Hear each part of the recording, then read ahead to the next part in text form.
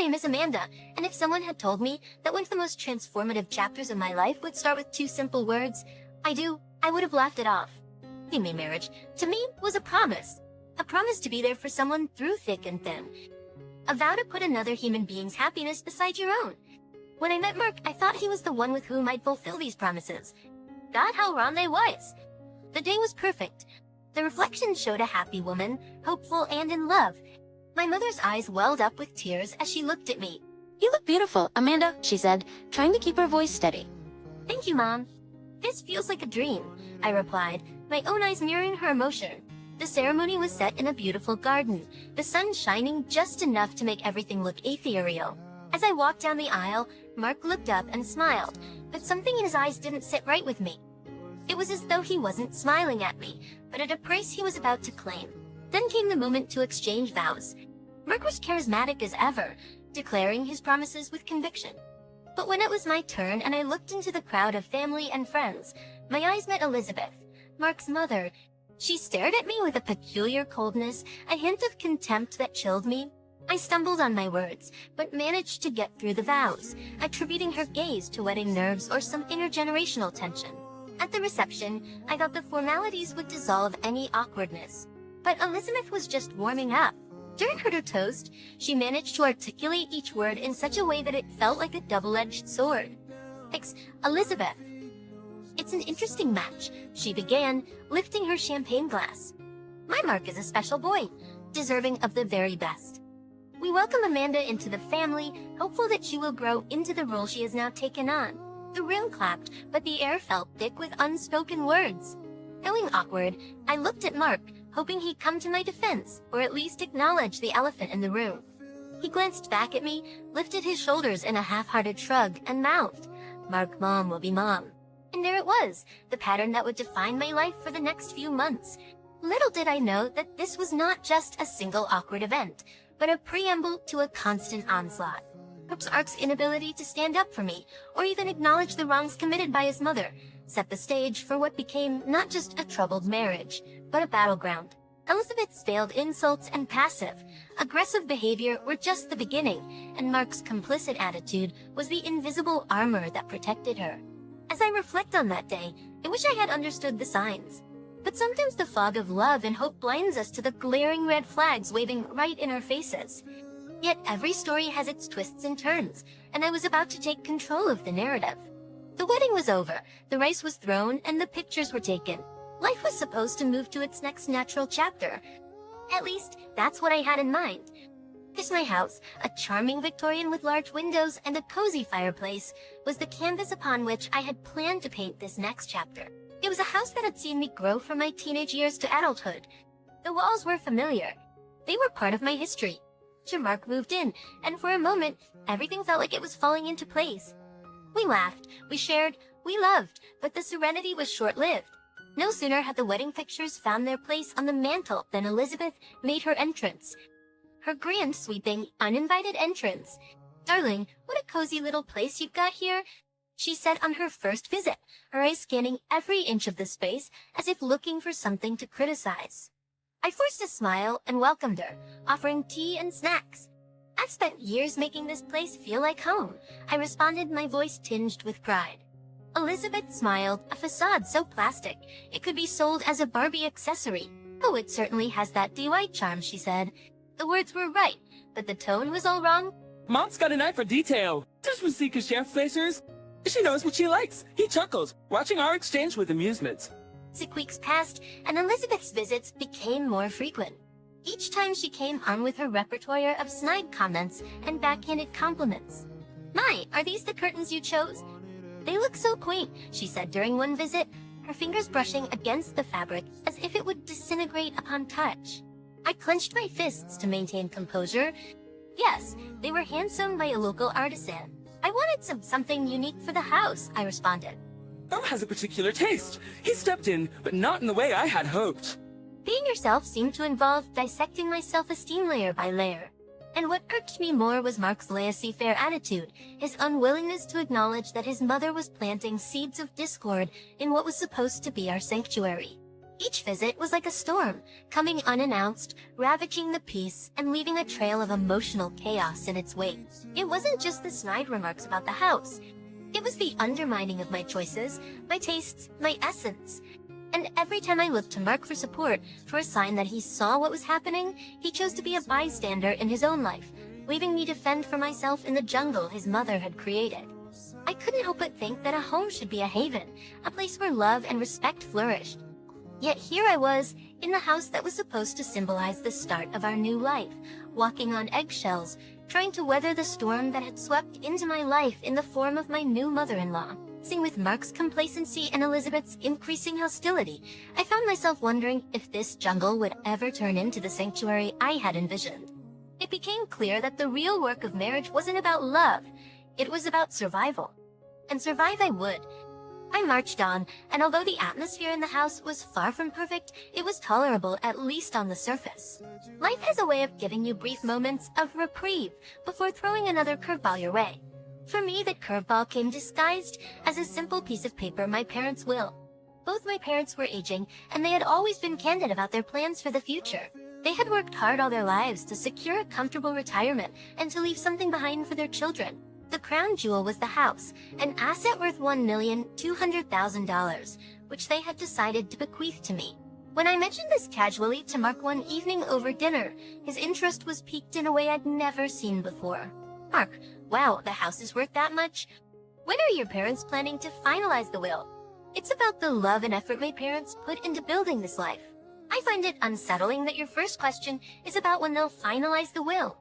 Mark chuckled, an air of dismissal in his voice. Mark, come on, Amanda. We're adults. It's no wrong to discuss these things. Assets and inheritances are part of life. I couldn't shake the feeling that Mark was missing the point, or rather, willingly ignoring it. What should have been a conversation about legacy and family turned into something transactional, as if my parents were mere stepping stones to financial gain. Days turned into weeks, and the topic of the will started occupying an increasing amount of our conversations. It was no longer a matter of if but when, as Mark's queries became more pointed, his interest more transparent. Mark, so, did your parents consult a lawyer? How does it work? He would ask, his eyes not meeting mine, but rather focused on some distant point, as if he was calculating something only he could see. Yes, they've got a lawyer, I replied cautiously. But Mark, I can't shake off the feeling that you're more interested in the house than in my parents' well-being. Shouldn't we be more concerned about their health? He sighed, feigning a look of understanding that didn't quite reach his eyes. Then Mark, of course, babe. I'm just trying to be practical. Securing our future, you know. But I did know. His words said one thing, but his actions, or rather the urgency and tone of his questions, painted a different picture. This wasn't just about a will or a house. This was about values, about what mattered when all was said and done. And the gaps between what mattered to Mark and what mattered to me seemed to widen with each passing day. My parents' will, intended to secure my future, had started revealing cracks in my present. The man I had married, the life we had envisioned, and the reality we lived in were diverging, and I was caught in the whirlpool, struggling to find my footing.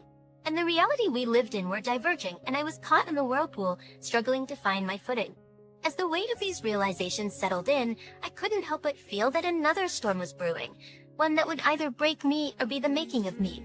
And the worst part, I wasn't sure which outcome to wish for. They say you never really know someone until you live with them. Share your life with them, day in and day out. But what happens when the person you thought you knew becomes a stranger?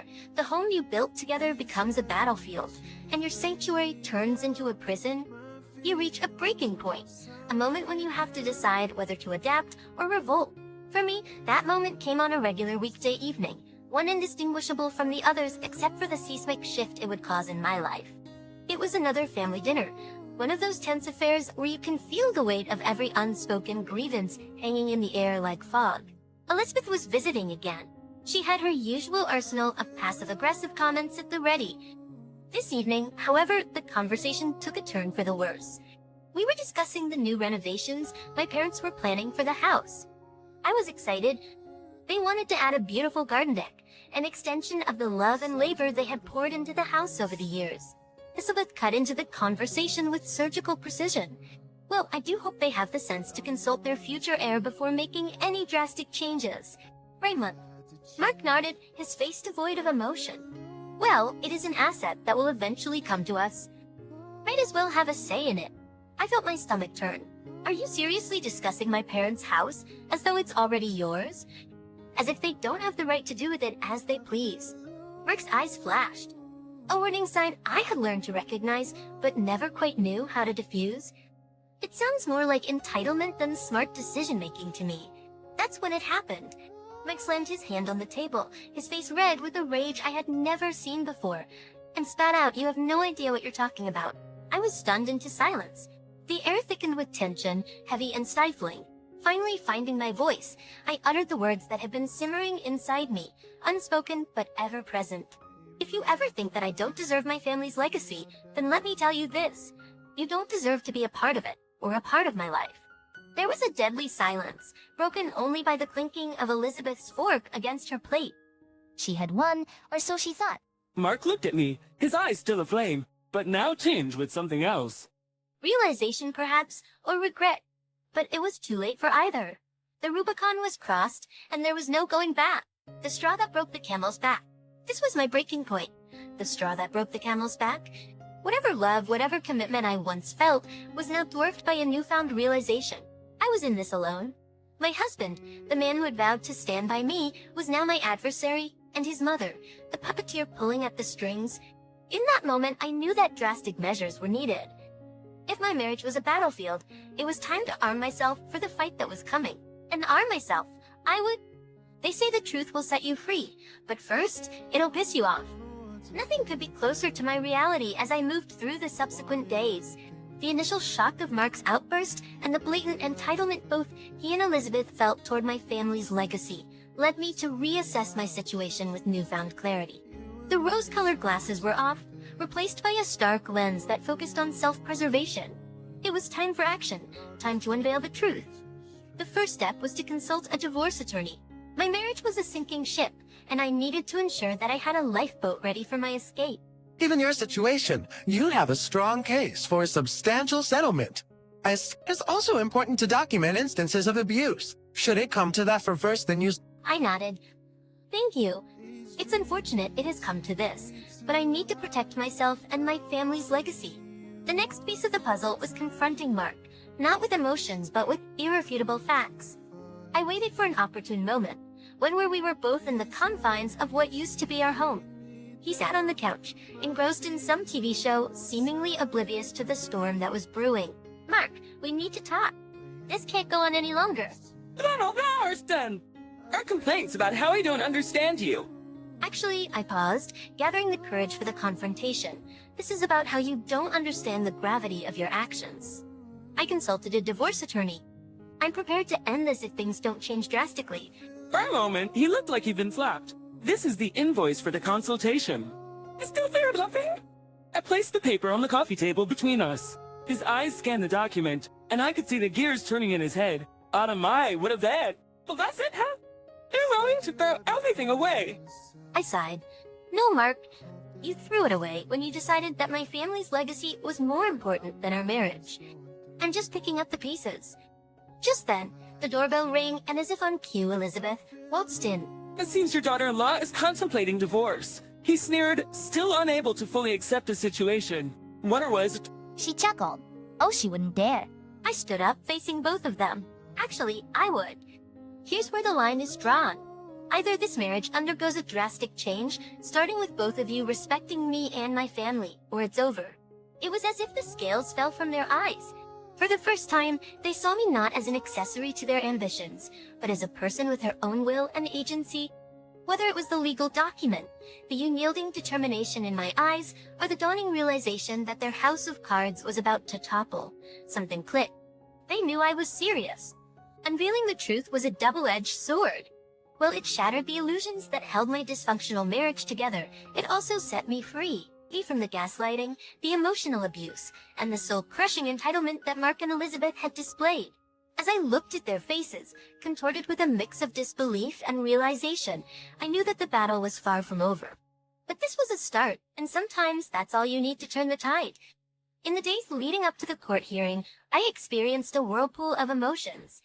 Anxiety, dread, and anticipation wove an intricate tapestry in the pit of my stomach. But beneath all of that was a thin, unbreakable thread of resolve. It was the realization that I was about to regain control over my life, to claim what was rightfully mine. Mark and I had tried mediation, but it proved futile. The rift between us was an unbridgeable chasm, widened further by Elizabeth's relentless interference. Divorce was no longer a matter of if but when, and so there we were, a mere 3 weeks later, in a sterile courtroom that smelled of wood polish and years' worth of legal proceedings. The air was thick with tension, each of us seated with our respective attorneys. She was there too, her stern face and unyielding mask, yet I could see a flicker of doubt in her eyes, as though she sensed that her orchestrated house of cards was teetering on the brink of collapse. The judge entered, and we rose in unison, an awkward choreography in a theater of life-altering decisions. "Be seated," he intoned, and as we complied, I felt the weight of the moment settle over me. The proceedings began.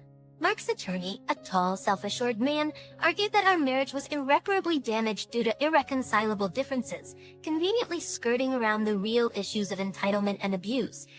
Your Honor, my client has been subjected to emotional distress and even physical harm from her spouse, all of which is documented. My attorney countered, stating the facts unemotionally. We argue that this entitles her to a substantial settlement, including alimony, and more urgently, an immediate domestic violence injunction. Mark's eyes met mine briefly, a complex mixture of regret and bitterness. This was justice, not vengeance.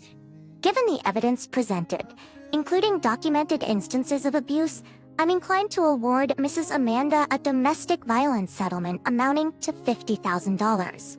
Additionally, the court mandates alimony payments as per the state guidelines.